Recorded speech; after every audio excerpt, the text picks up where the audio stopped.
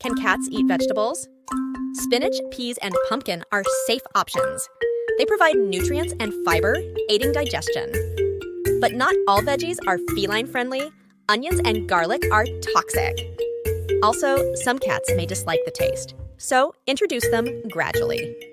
Remember, vegetables should only supplement a cat's protein-rich diet. It's about balance and variety. Consult your vet before changing your cat's diet. Keep them lean, healthy, and purring with joy.